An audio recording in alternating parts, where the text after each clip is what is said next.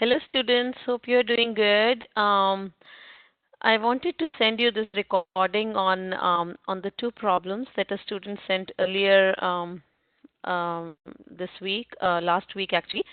So these are the problems pertaining to exam 2 and are from the practice test. So both of these are important. That's the first problem you can see on the screen. I'm sorry about the so much writing on there because this is the second time I'm trying to record. Um, it didn't record my voice for the first time. So I will try to explain as much as I can. So the problem is about the transpose of two matrices, transpose of the product of two matrices. So it says that if you multiply the two matrices and take the transpose, then it's B transpose A transpose. So it reverses the order when you distribute the transpose. This is very similar to when you do the inverse. AB inverse is actually B inverse A inverse, right? So similar goes with the transpose as well. Now, so there is a step-by-step proof in the in your in which you have to write the entries like the ijth entry or I of AB transpose, B transpose, and A transpose, and so on. Now, I don't know if you're familiar with this notation of IJ. I have written here, if you, let's see if I can, if you see here A, the matrix A, which is your Aij right here. Oops. So, um, which is your Aij. So how you write this matrix is it's A11, A12, A13, A1n. I and j varies from 1 to n, right? So I and j actually are from 1 to n.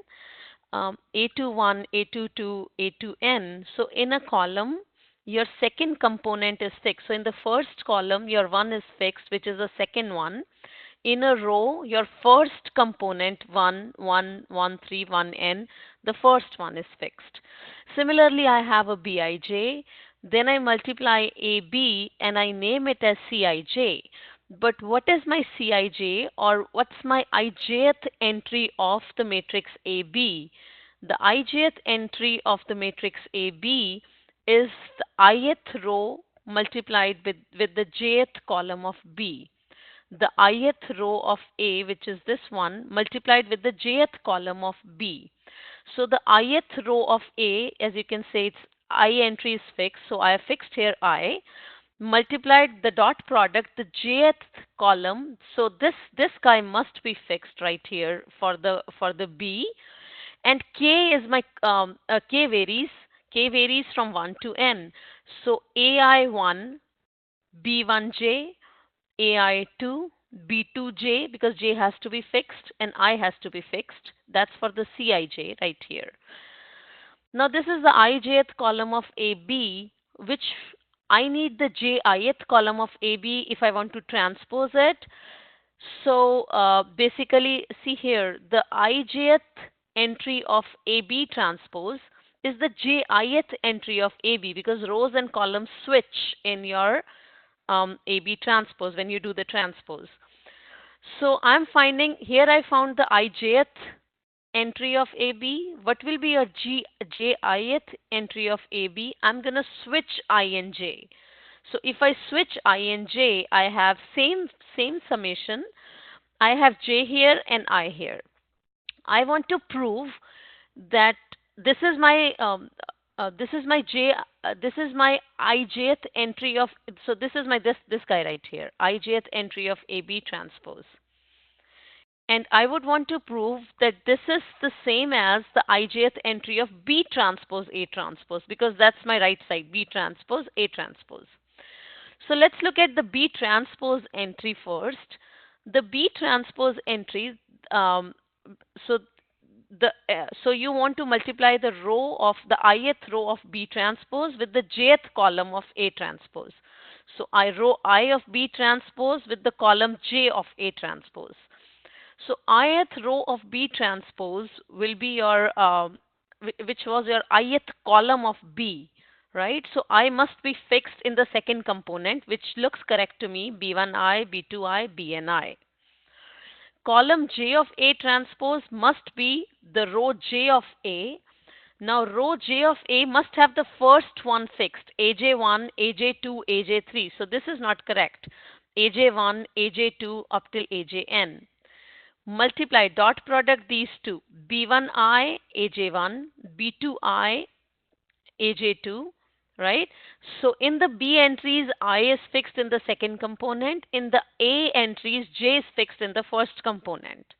And that's what is happening right here in the B entries. If you look here, the AB transpose, the JIth entry of AB transpose, the I was fixed for B in the second component and J was fixed in the A as the first component. Similarly, if you multiply B transpose A transpose, the I is, it doesn't matter which order you write this. I mean, AJ1 can go before. So if you multiply B transpose A transpose, you get AJ1 B1I, AJ2 B2I, which is which is exactly the same as my this entry right here, AJ1 B1I, AJ2 B2I, and so on. Okay. So hope this makes sense. Let me know if you have a question. And the second problem right here is your this one. Make it a little big, which is, oh, sorry. So again, I've written some things on here. There are two matrices A and B.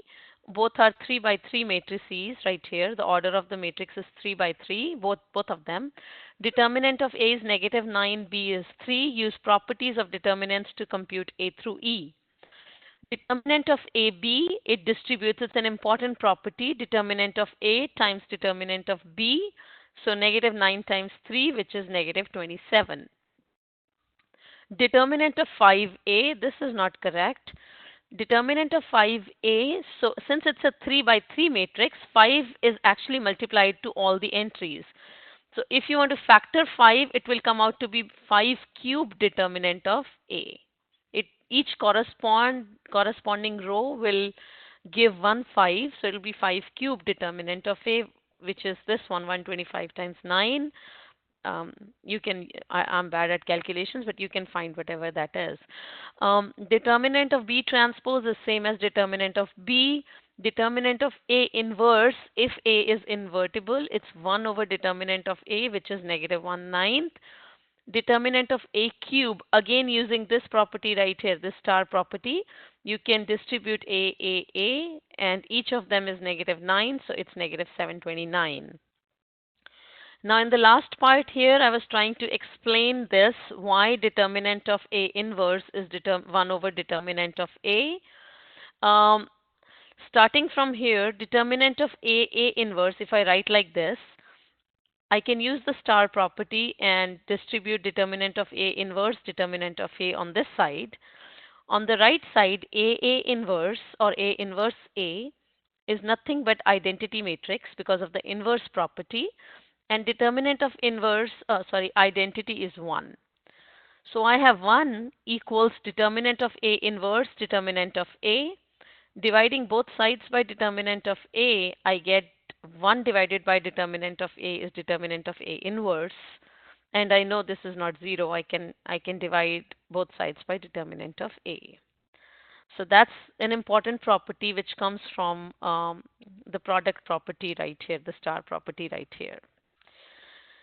Okay, I think that's it for the two problems. Let me know if you have more questions, and good luck for the test. Bye-bye.